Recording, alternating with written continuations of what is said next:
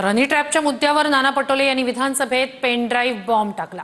मुंबईत मंत्रालय, ठाणे, नाशिक हे हनी ट्रॅपचे केंद्रबिंदू असल्याचं पटोलेंनी म्हटलं। पेन ड्राईव्ह आहे तर कुणाचंही चारित्र्य हनन करू इच्छित नाही असं नाना पटोलेंनी म्हटलंय। हनी ट्रॅपमध्ये कोण आहे तुम्हाला माहित असेल तर नाव सांगा असं यावर उपमुख्यमंत्री शिंदेंनी म्हटलंय।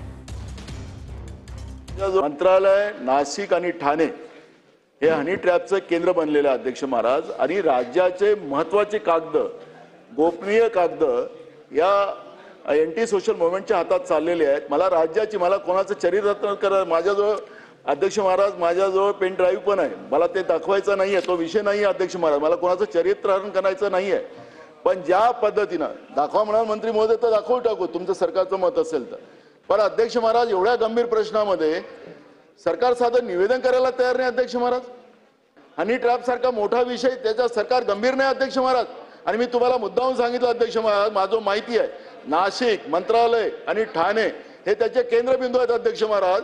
नाशिकचं हनी ट्रॅपचं प्रकरण फार गंभीर आहे, राठोड कसं होय म्हणू शकतात त्याला? अध्यक्ष महोदय, माननीय उपमुख्यमंत्री महोदयांच्या सारख्या दर्जाच्या माणसाने सभागृहाला आणि महाराष्ट्राला आश्वस्त करावं। नाशिकच्या हनी ट्रॅपचं प्रकरण आहे, आपण सांगा। तुम्हाला सगळी नावं माहित आहेत का अध्यक्ष महोदय? ती सगळ्यांची नाव आहेत अध्यक्ष महोदय, आपण या बाबी गांभीर्याने घेतलेल्या आहेत आणि आपल्या निर्देशाप्रमाणे शासनाने देखील नोंद घेतलेली आहे।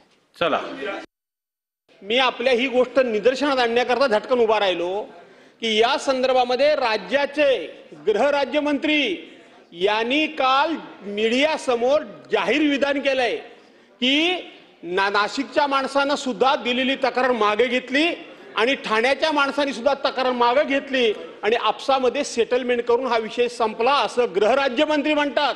आणि राज्याचे उपमुख्यमंत्री म्हणतात आम्ही हा विषय गांभीर्याने घेतलेला आहे। तुम्ही सभागृहाची दिशाभूल करत नाही ना दोघे जण? अध्यक्ष महोदय, हे मला सांगायचं आहे एवढ्या गंभीर प्रश्नावर।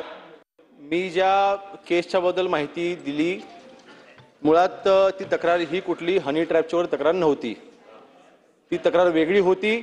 आणि त्या बाबतीमध्ये जर का ज्यांनी तक्रार दिलेली आहे, ज्यांच्याविरुद्ध तक्रार दिलेली आहे, दोघांमध्ये जर का कॉम्प्रोमाइज झालं तक्रार मागे घेतली गेली, इतकं सिंपल आहे। ही तक्रार हनी ट्रॅपची